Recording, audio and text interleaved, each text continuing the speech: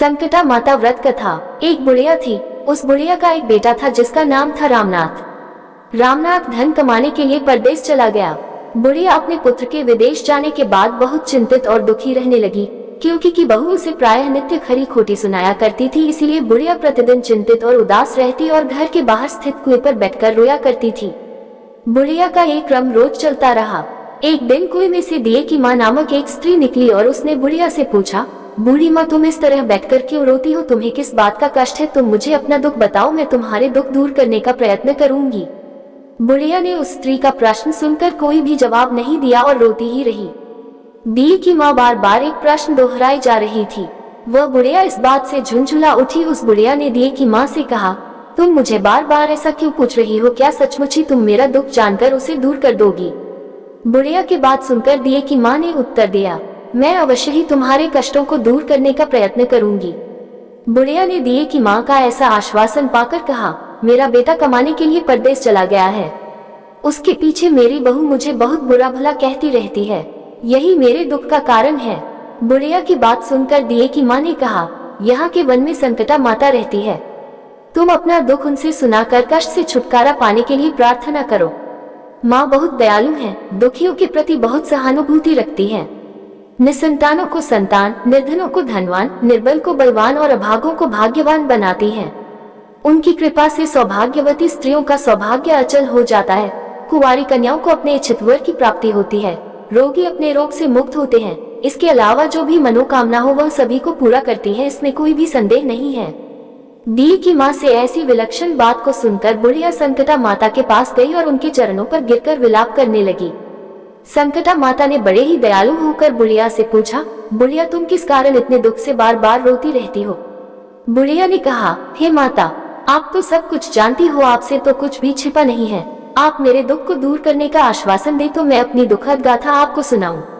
बुढ़िया की बात सुनकर संकटा माता ने कहा, मुझे पहले अपना दुख बताओ, दुखियों का दुख दूर करना ही मेरा काम है। संकटा माता के ऐसा कहने पर बुढ़िया ने कहा, हे माता, मेरा लड़का परदेश चला गया है। उसके घर में ना रहने से मेरी बहू मुझे बहुत तरह तरह की सुनाया करती है। उसकी बातें मुझसे सहन नहीं होती, इसी कारण परेशान होकर मैं बार बार रोया करती हूँ। बुढ़िया की इस दर्द भरी कथा को सुनकर संकटा माता ने कहा, तुम घर जाकर मेरे लिए मन्नत मनौती मान कर मेरी पूजा करो, इससे तुम्हारा लड़का सकुशल घर वापस आ जाएगा। मेरी पूजा के दिन सुहागन स्त्रियों को आमंत्रित कर उन्हें भोजन कराना। ऐसा करने से तुम्हारा लड़का अवश्य ही तुम्हारे पास आ जाएगा। संकटा माता के कहे अनुसार उस बुढ़िया ने मनौती मान कर पूजा की और सुहागिन स्त्रियों को भोजन के लिए आमंत्रित किया। परंतु विचित्र बात ये हुई, जब बुढ़िया ने स्त्रियों के लिए लड्डू बनाने शुरू किए तो उससे 7 की जगह 8 लड्डू बन गए। इस बात से बुढ़िया बहुत ही असमंजस में पड़ गई। ऐसा होने का क्या कारण है? कहीं मुझसे गिनने में तो गलती नहीं हो रही, अथवा अपने आप 8 लड्डू बन जाने का कोई अन्य कारण है। उसी समय संकटा माता एक वृद्ध स्त्री के रूप में बुढ़िया के सामने प्रकट हुई और बुढ़िया से पूछा, क्यों बुढ़िया, आज तुम्हारे यहाँ कोई उत्सव है क्या? ये सुनकर बुढ़िया बोली, आज मैंने संकटा माता की पूजा की है और सुहागिन स्त्रियों को भोजन के लिए आमंत्रित किया है, किंतु जब गिनकर 7 लड्डू बनाती हूँ तो वे लड्डू अपने आप ही 8 बन जाते हैं। मैं इसी बात से चिंता में पड़ गई हूँ।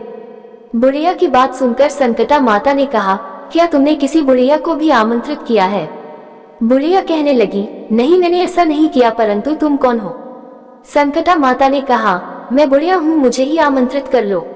ऐसा सुनकर बुढ़िया ने उस बुढ़िया रूपधारी संकटा माता को भोजन के लिए आमंत्रित कर लिया।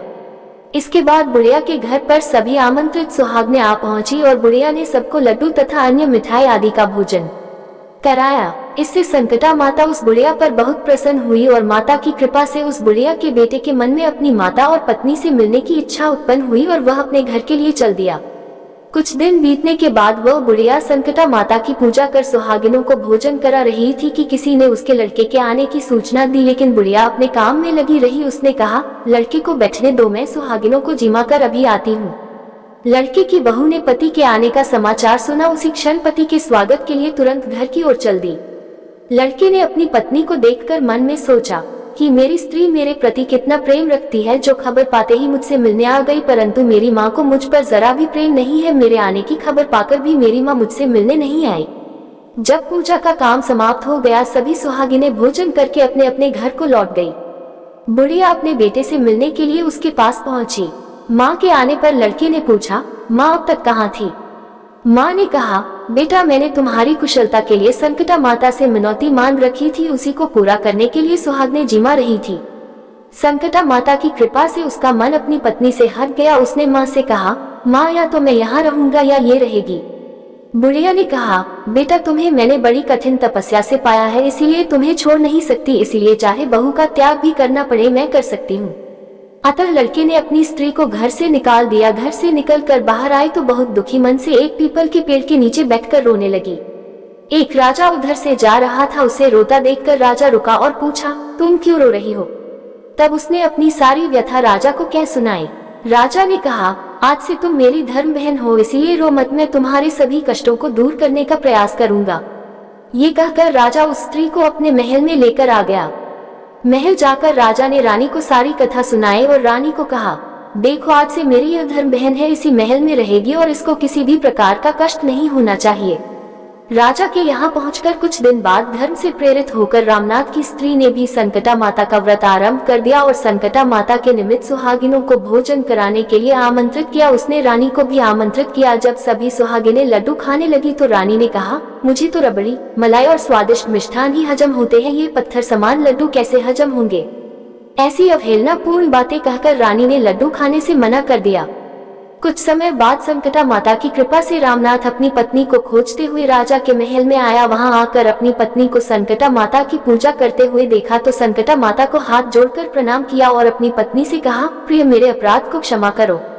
पत्नी ने कहा है, नाथ यह सब प्रारब्ध से ही होता है, इसमें आपका कोई दोष नहीं है। आप मेरे ईश्वर रूप हो, मेरे ही अपराध को क्षमा करें। ये कहकर दोनों ने विधि पूर्वक संकटा माता व्रत कथा सुनी, संकटा माता की पूजा की। पूजा को समाप्त कर सुहागिनों को जिमा कर दोनों पति पत्नी अपने घर की ओर प्रस्थान के लिए तैयार हुए। जाते समय रामनाथ की स्त्री ने राजा रानी से कहा, जब मुझ पर दुख पड़ा था तो आप लोगों ने धर्म बहन बनाकर मुझे आश्रय दिया था। यदि आपको किसी भी तरह की सहायता की आवश्यकता हो तो मेरी कुटिया में निसंकोच चले आना। ऐसा कहकर दोनों पति पत्नी अपने घर चले आए। संकटा माता के प्रसाद का निरादर करने के कारण रानी पर भारी संकट आ पड़ा। रामनाथ की बहू के जाते ही उनका राजपाट नष्ट हो गया। ऐसी विपत्ति में पड़कर रानी ने राजा से कहा, ना मालूम वह तुम्हारी धर्म बहन कैसी थी, उसके यहाँ से जाते ही सब कुछ नष्ट हो गया। रानी ने राजा से कहा, जाते समय वह कह गई थी कि जब मेरे पर कष्ट पड़ा था तब मैं तुम्हारे यहाँ आए और कदाचित तुम्हारे ऊपर कोई भी कष्ट पड़े तो तुम मेरे घर चले आना, इसलिए हम लोगों को उसके यहाँ ही चलना चाहिए। ऐसा विचार कर राजा रानी दोनों ही अपनी धर्म बहन के घर गए। वहां जाकर रानी ने कहा, बहन तुम्हारे जाते ही ऐसा क्या हो गया कि हमारी सारी संपत्ति नष्ट हो गई, हम लोग बहुत परेशानी में पड़े हुए हैं। रानी की बात सुनकर रामनाथ की स्त्री ने कहा, बहन मैं तो कुछ नहीं जानती, मेरी तो सब करता धरता संकटा माता है, इसके अतिरिक्त कोई दूसरा नहीं। इसीलिए मेरी राय में तुम संकटा माता से अपनी भूलों के लिए क्षमा याचना करो, उन्हीं की मान मनौती से तुम्हारा काम बन जाएगा, तुम्हारे सारे बिगड़े काम अपने आप सुधर जाएंगे। रामनाथ की स्त्री की बातें सुनकर रानी ने श्रद्धा भक्ति से संकटा माता का व्रत किया और सुहागिनों को जिमा कर अनजाने में हुई अपनी सब भूलों के लिए संकटा माता से बार बार क्षमा मांगी। रानी के ऐसा करते ही संकटा माता प्रसन्न हो गई और रात में रानी को स्वप्न में कहा कि तुम दोनों पति पत्नी अपने महल को चले जाओ, वहां जाकर मेरी पूजा करना और मेरे निमित्त सुहागिनों को जिमाना। ऐसा करने से तुम्हारा गया हुआ राजपाट तुम्हें दोबारा वापस मिल जाएगा।